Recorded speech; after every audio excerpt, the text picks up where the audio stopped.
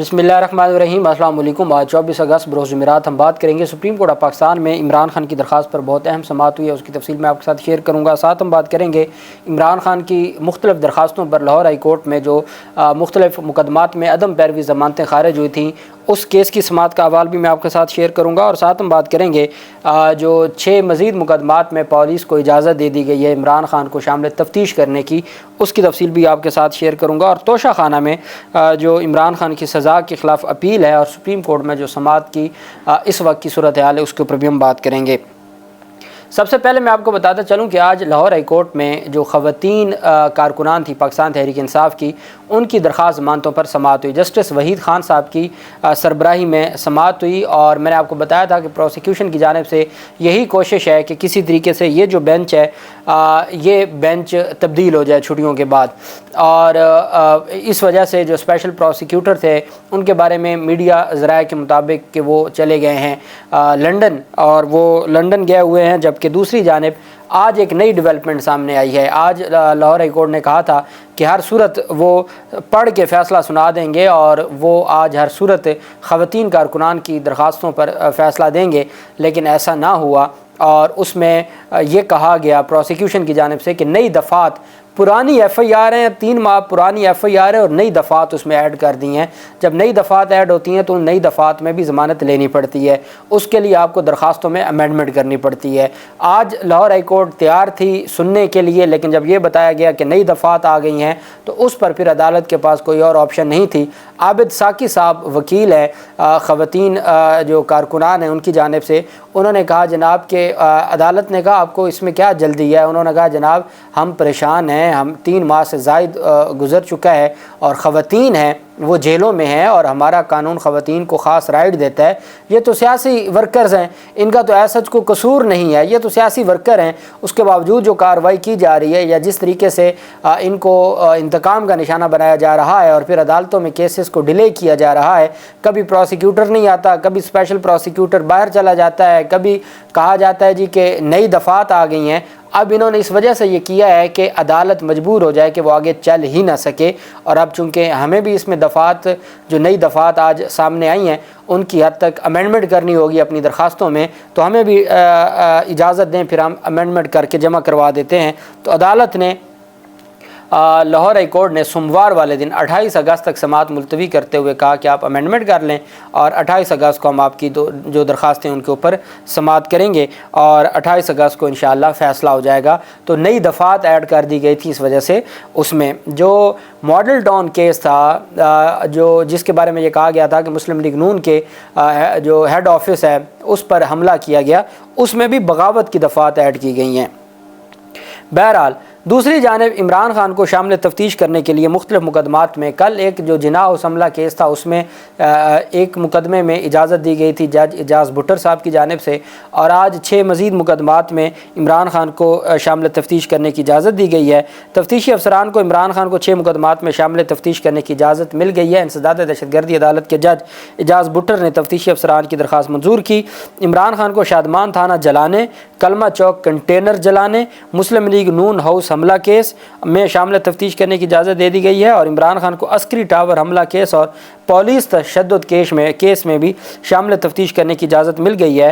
Police को मुकदमा number 1271/2023 Gulberg थाने में 366/2023, मॉडल टाउन में 786/2023, शादमान थाने में मुकदमा नंबर 1078/2023, नसीराबाद थाने में 1280/2023, गुलबर्ग थाने में 367/2023 इन मुकदमात में इमरान खान को शामिल तफ्तीश करने की इजाज़त दे दी है।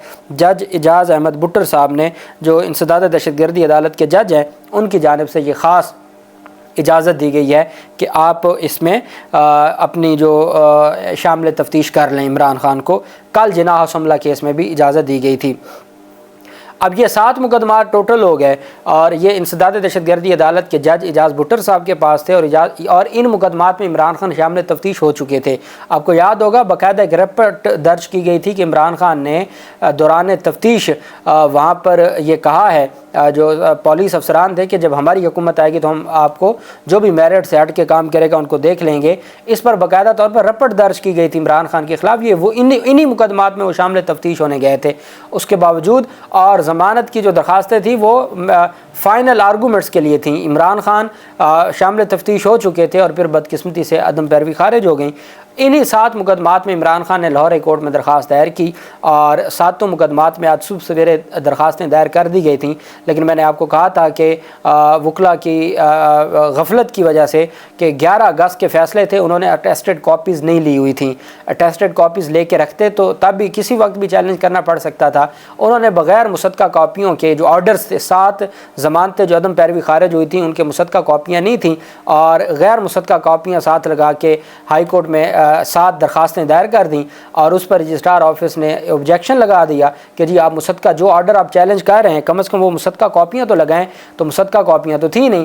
اس پر پھر انہوں نے عدالت میں کیس لا گیا. جسٹس وحید خان صاحب کی سربراہی میں 2 رکنی بینچ نے سماعت کی تو اس پر پھر عدالت نے کہا کہ جب عدم پیروی کوئی پیش نہیں ہوتا یا جیل میں چلا جاتا ہے تو وہ ان کی جو عبوری ضمانتیں ہوتی ہیں وہ غیر مؤثر ہو جاتی ہیں.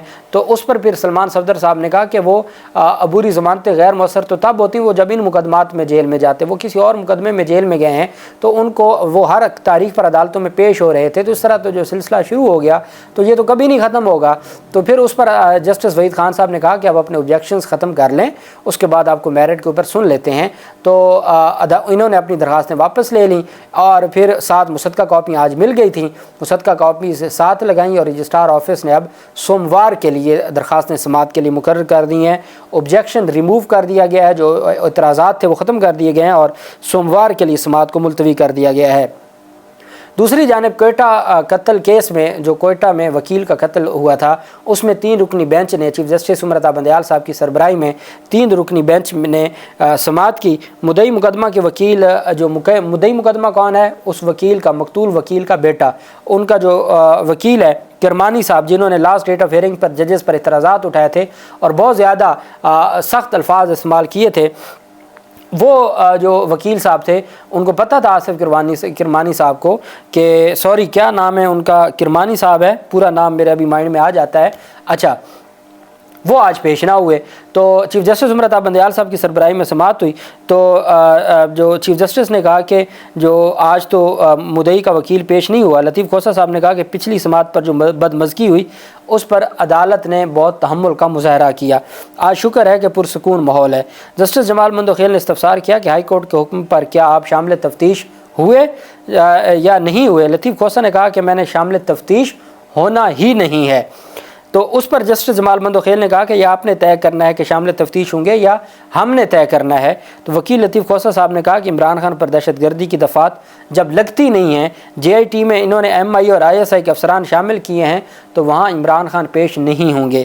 چیف جسٹس عمر عطا بندیال صاحب نے ریمارکس دیتے ہوئے کہا کہ اس کیس میں اور بھی بہت سارے سوالات ہیں جو ہم نے سوچ رکھے ہیں. شکایت کنندہ کی غیر موجودگی میں کیس نہیں سن سکتے.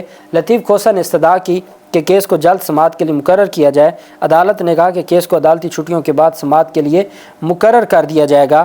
اور اس میں اب چونکہ ان کو پتہ تھا عمر عطا بندیال صاحب کی سربراہی میں یہ جو کیس ہے اس کے اوپر سماعت ہوگی اور ہر صورت جو عدالت ہے وہ سارے معاملے کو دیکھے گی.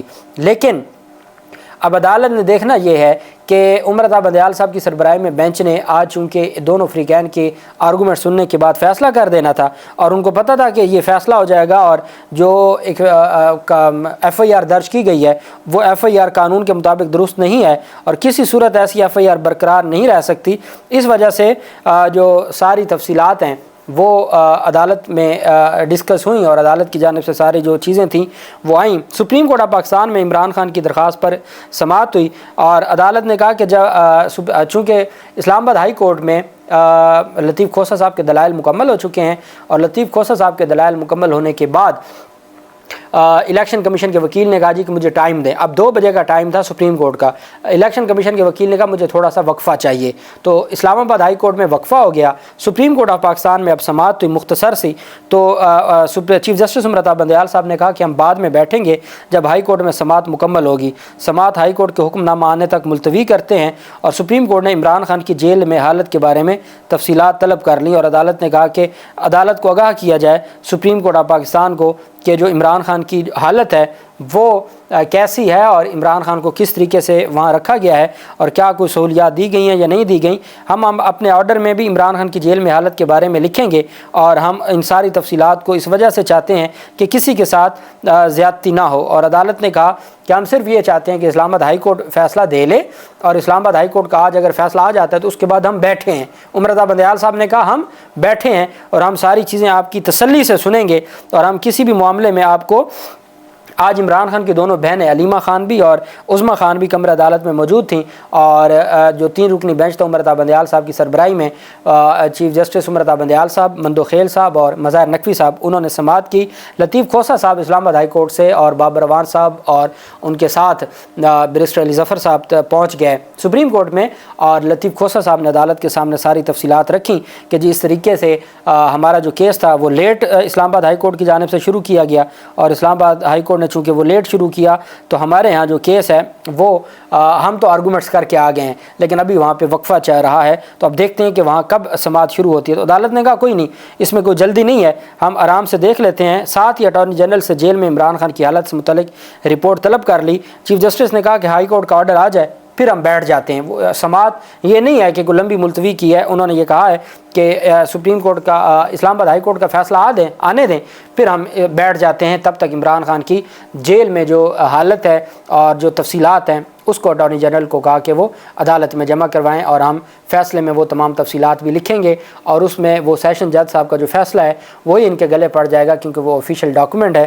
بہت امید ہے کہ آج انصاف ہوگا۔ اللہ پاک پاکستان کا حامی و ناصر ہو۔ بہت شکریہ۔ اللہ حافظ۔ پاکستان زندہ۔